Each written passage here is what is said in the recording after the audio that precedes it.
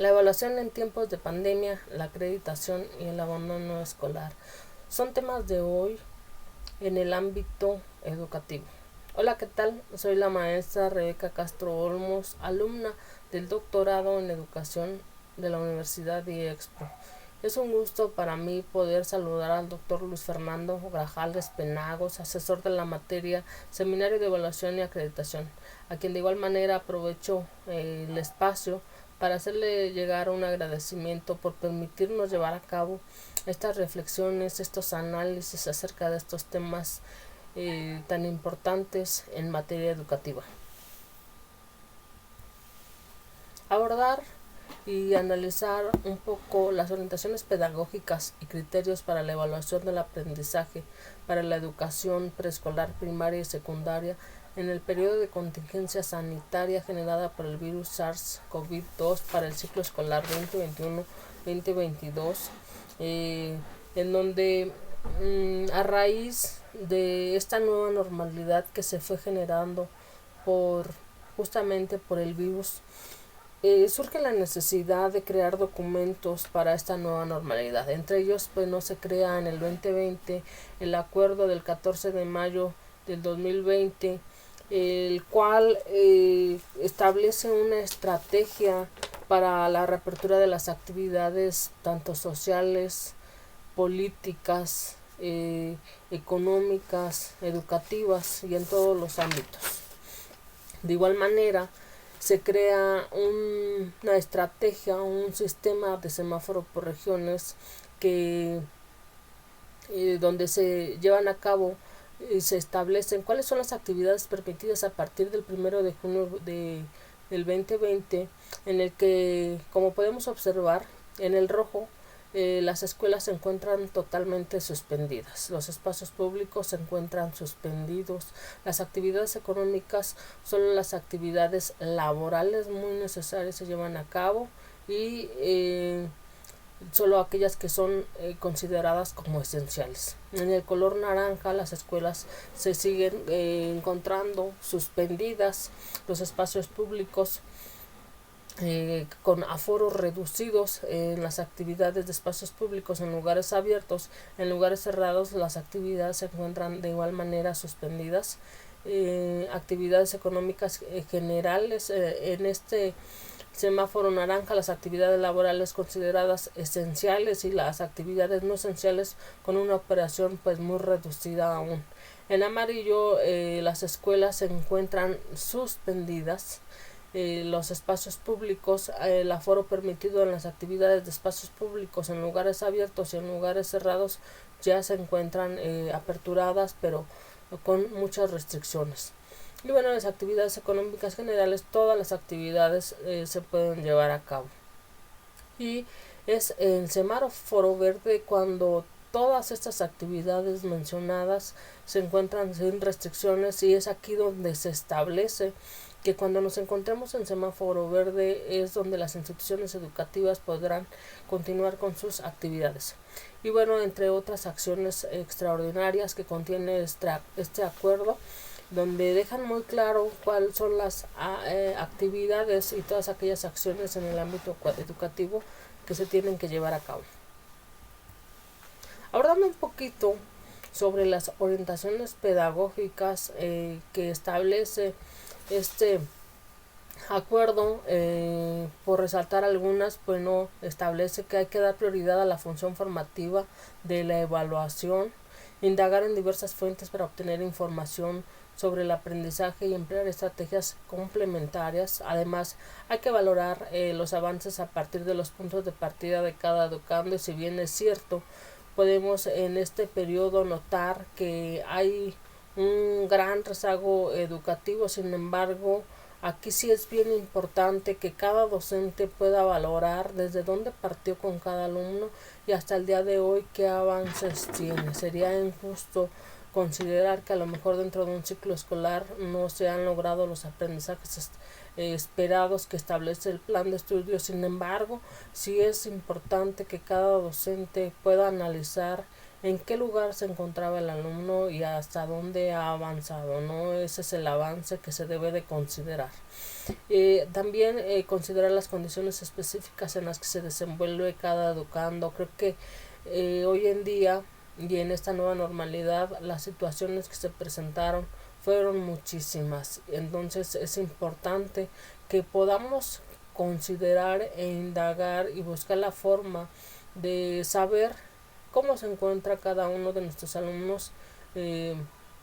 Esto nos permitirá conocer el contexto más a profundidad y bueno, poder reorientar nuestras actividades, además de tener un poco más de cercanía con ellos. Asignar calificaciones solamente donde el docente cuente con información suficiente. Como bien se menciona en este acuerdo, existen distintas formas en las que el docente se ha comunicado con los alumnos. Entre ellas hay comunicación sostenida, comunicación intermitente con algunos alumnos y comunicación que no se ha generado, ¿no? Porque hay algunos alumnos que no se comunican y que hasta el momento pues no se sabe de ellos. Entonces aquí importante, dentro de estas orientaciones nos invita a que solamente se le asigne calificación donde el docente contiene información suficiente y bueno, será con aquellos alumnos donde se tenga una comunicación sostenida. Utilizar la evaluación para mejorar el aprendizaje. Se nos ha venido compartiendo que es importante que podamos llevar a cabo una evaluación formativa, una evaluación día con día, que nos vaya mostrando cuál es el seguimiento, cuál es el avance de cada uno de los alumnos. Algunos otros de los criterios que se tienen considerados, bueno, que la materia de formación cívica y ética y de la vida saludable, bueno, son materias que van a ayudar al alumno a poder tener un desarrollo integral.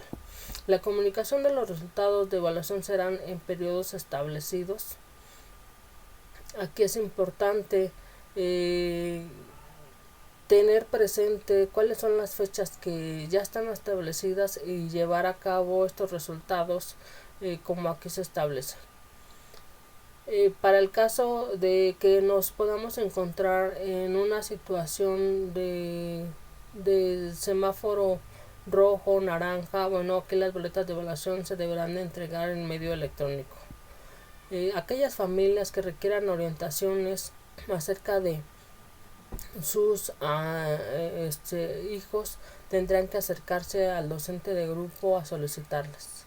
Y bueno, las localidades donde no sea posible la entrega de boletas por medios electrónicos, la autoridad educativa, bueno, buscará la manera de que se puedan llevar a cabo esta entrega de manera directa. La evaluación estará a cargo del docente de grupo para el caso de preescolar, primaria y secundaria.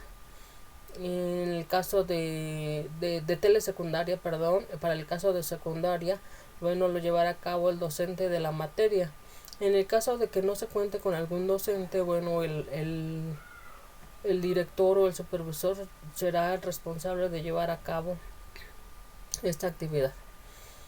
Para el caso donde no existe comunicación sostenida, se deberá evaluar conforme al artículo 10 del acuerdo número 1103-2019, donde exista información insuficiente.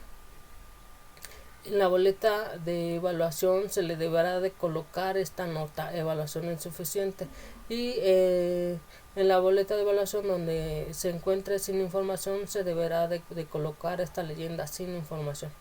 Y las calificaciones definitivas se deberán registrar al final del ciclo escolar 2021, esto con la finalidad de que a lo mejor existen algunas situaciones que el docente no tenía consideradas y que bueno, durante este ciclo escolar podrá llevar a cabo algunos ajustes, algunas reorientaciones.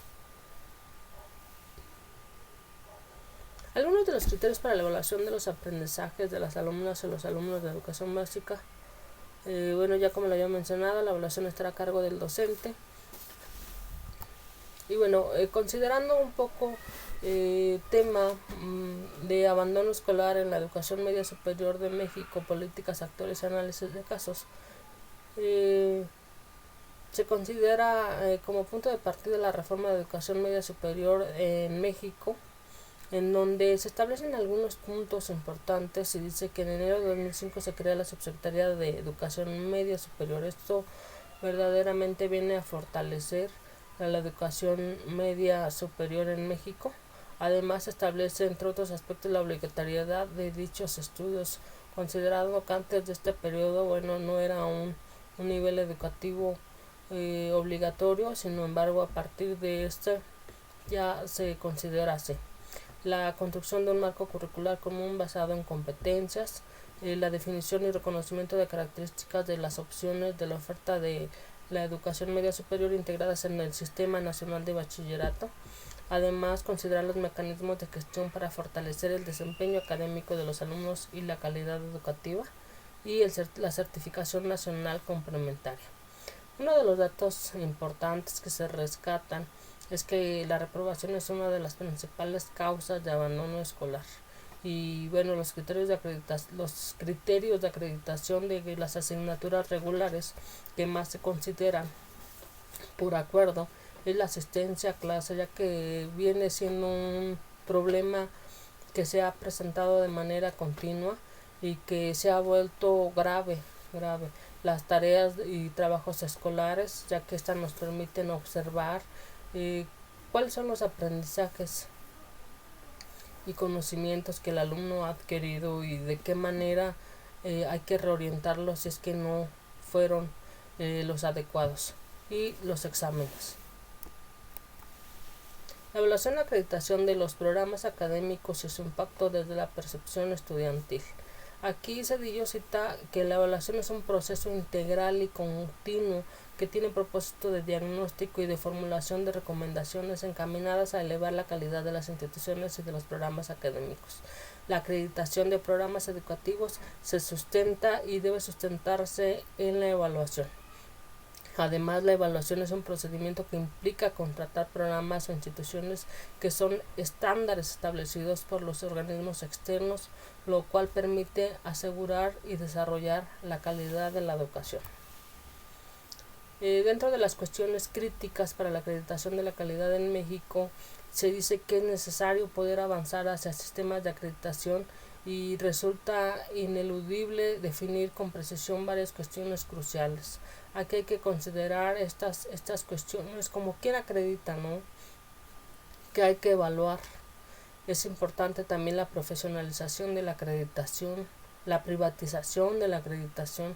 ¿Quién evalúa a los que evalúan? Es algo que siempre se ha cuestionado y que es importante de poner mayor atención en este punto, la dimensión internacional, el aprendizaje, las instituciones y carreras, las consecuencias de la acreditación, cuestiones de poder e insumos y resultados.